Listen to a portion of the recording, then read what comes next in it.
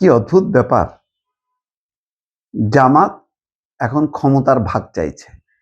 একেবারে এটা নিয়ে লুকোচুরি না, প্রকাশ্যেই তারা ক্ষমতার ভাগ চাচ্ছে। পররাষ্ট্র মন্ত্রণালয়ে নিজের উপদেষ্টার পদায়ন চান বিরোধী দলীয় নেতা। তাও খুব স্পর্শকাতর। পররাষ্ট্র নীতি যে পর্যায়ে চলে গেছিল, বিভিন্ন দেশের সাথে সম্পর্ক, বিশেষ করে ভারতের, সেখান থেকে একটা উত্তরণের আভাস দেখা যাচ্ছে যে ডিজেল সংকটে ভারত ৫,০০০ মেট্রিক টন ডিজেল পাঠিয়েছে। তারপরে হাদির হত্যাকারীদেরকে গ্রেপ্তার করে পাঠানোর প্রক্রিয়া শুরু করেছে। ইতিবাচক এবং দফায় দফায় বাংলাদেশের এই প্রণয় ভার্মা এবং ভারতের পররাষ্ট্র দপ্তর থেকে বলছে যে বাংলাদেশের সাথে তারা সম্পর্ক উন্নয়নে খুব আশাবাদী, যে আগের সেই পরিস্থিতি থাকবে না। সেই জায়গায় ওই পররাষ্ট্র মন্ত্রণালয়কে বেছে নিল কেন জামাত ইসলামের আমির শফিকুর রহমান? তার পররাষ্ট্র বিষয়ক উপদেষ্টা অধ্যাপক মাহমুদুল হাসানকে পররাষ্ট্র মন্ত্রণালয়ে দেখতে চান মন্ত্রীর পদমর্যাদায়। তাকে পররাষ্ট্র মন্ত্রণালয়ে পদায়নের জন্য পররাষ্ট্রমন্ত্রী খলিলুর রহমানকে অনুরোধ জানিয়েছেন বিরোধী দলীয় নেতা। আচ্ছা, এটা কি খলিলুর রহমান সিদ্ধান্ত নিতে পারে? এটা তো প্রধানমন্ত্রীর এখতিয়ার, কাকে মন্ত্রী বানাবে, কাকে কোন মিনিস্ট্রি দেবে। তো তার পররাষ্ট্র উপদেষ্টা মাহমুদুল হাসানকে কেন দেবে? পররাষ্ট্র মন্ত্রণালয় সেখানে বসাবে কেন? সেখানে কি, এটা তো খুবই গুরুত্বপূর্ণ পররাষ্ট্র মন্ত্রণালয় আন্তর্জাতিক সম্পর্কের ক্ষেত্রে। তো সেখানে কোন বিবেচনায় দেবে? বললেই পারে তাহলে যে আমাদেরকে জাতীয় সরকার আপনারা করেন, সেই সরকারে আমাদের একটা মন্ত্রিত্ব দেন। সেটা না বলে এমন একটা প্রস্তাব দিয়েছেন তিনি, এটা রীতিমতো একটা হাস্যকর বিষয় পরিণত হলো। তাহলে এই যে ইঞ্জিনিয়ারিং, তারপরে তাদেরকে বিরোধী দলে জোর করে পাঠানো হয়েছে, মানে কৌশলে, তার মানে এই তারা মনে করে নির্বাচনটা হয়েছে জাল জালিয়াতির। তাহলে সেই জাল জালিয়াতির নির্বাচনে যারা এখন ক্ষমতায় আছে তাদের কাছে ক্ষমতার ভাগ কেন? এই প্রশ্ন তো উঠতেই পারে। তাহলে বোঝেন জামাতে কি ধরনের বিরোধী দল হবে সামনে।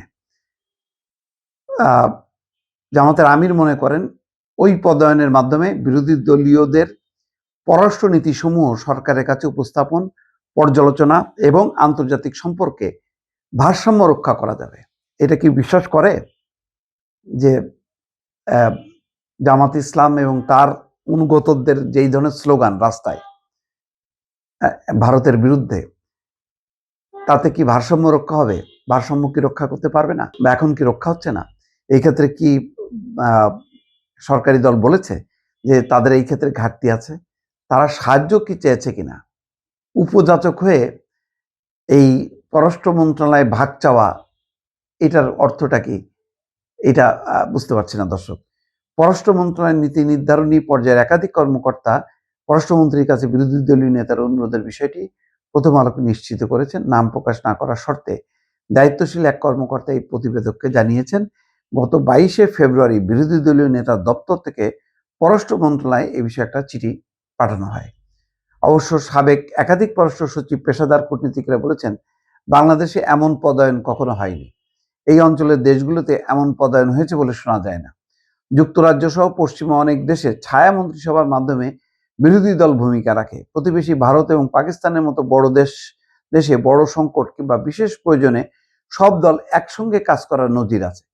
কিন্তু একজনকে পদায়ন করে তার মন্ত্রী পদমর্যাদা দিয়ে পররাষ্ট্র মন্ত্রণালয়ে বসাবে, এইরকম ঘটনা কোথাও নেই। এটা নজিরবিহীন একটা প্রস্তাব। সাবেক এবং বর্তমান কূটনীতিকদের মতে পররাষ্ট্র মন্ত্রণালয়ের মতো রাষ্ট্রের একটি গুরুত্বপূর্ণ মন্ত্রণালয় কাজের ক্ষেত্রে সংবেদনশীলতা এবং সমন্বয়ের ব্যাপার থাকে। বিশ্বের বিভিন্ন দেশ এবং সংস্থার সঙ্গে কাজ করার ক্ষেত্রে দেশের স্বার্থ, সরকারের অগ্রাধিকার এবং ক্ষমতাসীন দলের আগ্রহ, এই তিন বিষয়কে বিবেচনায় নিয়ে দায়িত্ব পালন করে পররাষ্ট্র মন্ত্রণালয়। এমন প্রেক্ষাপটে বিরোধী দলের কাউকে মন্ত্রণালয়ে নেওয়া হলে জটিলতা এবং বিশৃঙ্খলা সৃষ্টি হইতে পারে। জানতে চাইলে জামাতের আমিরের শফিকুর রহমান একান্ত সচিব নজরুল ইসলাম জানান, চিঠির বিষয়টি মাহমুদুল হাসান জামাত ইসলামের আমিরকে অবহিত করেছিলেন। আমি সেখানে মৌখিক সম্মতিও দিয়েছেন। তবে মন্ত্রীর পদমর্যাদা অংশটুকুতে জামাতের আমিরের সম্মতি ছিল না। তিনি আরো বলেন, বিষয়টি জানতে পেরে শফিকুর রহমান এই বিষয়ে মাহমুদুল হাসানের সঙ্গে কথা বলেছেন। মানে এটা খুবই হাস্যকর ব্যাপার হয়ে গেল। পরবর্তীতে মাহমুদুল হাসানকে বাদ দিয়ে ঢাকা 14 আসনের এমপি মীর আহমেদ বিন কাসেমকে জামাত আমিরের নতুন পররাষ্ট্র বিষয়ক উপদেষ্টা হিসেবে নিযুক্ত করা হয়। বিষয়টি পররাষ্ট্র সচিবকে অবহিত করা হয়েছে। এখন আবার সেখানে আবার তারা পরিবর্তনও করছে। মানে পুরো বিষয়টা একটা গোলমেলে, এরকম গোলমেলে অবস্থান নিচ্ছে কেন, যেখানে তারা একটা পরিপূর্ণ বিরোধী দল হিসেবে আবির্ভূত হতে যাচ্ছে, সেই সময় পররাষ্ট্র মন্ত্রণালয়ে ভাগ পাওয়ার জন্য এরকম চিঠি দেওয়াটা খুবই হাস্যকর এবং বিরোধী দল হিসেবে জামাতের একটা দেউলিয়াপনা এখানে কিন্তু প্রকাশিত হলো। দর্শক।